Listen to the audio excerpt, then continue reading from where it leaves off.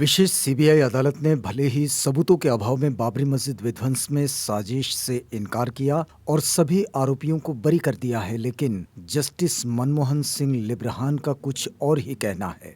लिब्रहान आयोग के अध्यक्ष रहे मनमोहन सिंह लिब्रहान का कहना है कि बाबरी मस्जिद विध्वंस एक साजिश थी और उन्हें भी इस पर भरोसा है। 6 दिसंबर 1992 को बाबरी मस्जिद विध्वंस के मामले की जांच के लिए लिब्रहान आयोग का गठन किया गया था। इसके अलावा सुप्रीम कोर्ट के ही कम से कम 2 आदेशों में बाबरी विध्वंस मामले में साजिश की बात कही गई थी।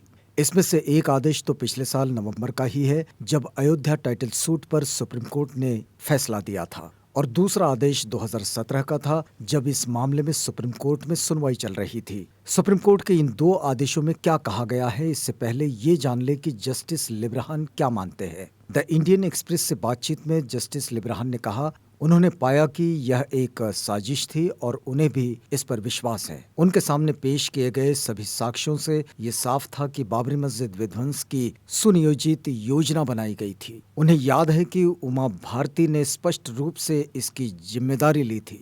ये कोई एक अनदेखी ताकत नहीं थी जिसने मस्जिद को ध्वस्त किया, बल्कि वो इंसान थे। उन्होंने आगे कहा कि उन्हें निष्कर्ष सही, ईमानदार और भय या किसी अन्य पूर्वाग्रह से मुक्त थे। साजिश की ऐसी बात सुप्रीम कोर्ट ने भी की थी। सुप्रीम कोर्ट की संविधान पीठ जब 9 नवंबर 2019 को राम जन्मभूमि के टाइटल सूट को लेकर फैसला सुना रही थी, तब इसमें कहा गया था कि बाबरी मस्जिद विध्वंस सोची समझी कार्रवाई थी। बेंच में शामिल तत्कालीन मुख्य न्यायाधीश रंजन गोगोई, मौजूदा मुख्य न्यायाधीश एस ए बोबड़े, जस्टिस डीवाई चंद्रचूड़, जस्टिस अशोक भूषण और जस्टिस एस ए नजीर ने कहा था, विवाद के लंबित रहने के दौरान सोच समझकर सार्वजनिक पूजा स्थल को तहस नहस करते हुए मस्जिद के ढांचे को गिराया गया था। मुसलमानों को गलत तरीके से एक मस्जिद से वंचित किया गया है, जिसे 450 साल से भी पहले बनाया गया था।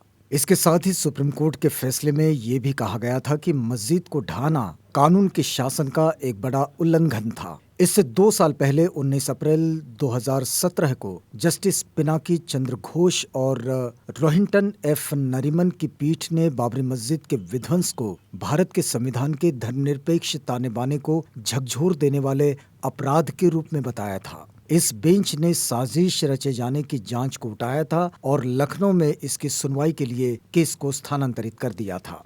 अखबार की रिपोर्ट के अनुसार पीठ ने निर्देश दिया था कि आईपीसी की धारा 120 बी के तहत आपराधिक साजिश के अतिरिक्त आरोप लाल कृष्ण आडवाणी, मुरली मनोहर जोशी, उमा भारती, विनय कटियार, साध्वी रितंभरा और विष्णु हरि डालमिया, 2019 में उनका निधन हो गया है, इन पर लगाए जाएं। इसके अलावा 2 अन्य अशोक सिंघल और गिरिराज किशोर का क्रमशः 2015 और 2014 में निधन हो गया था।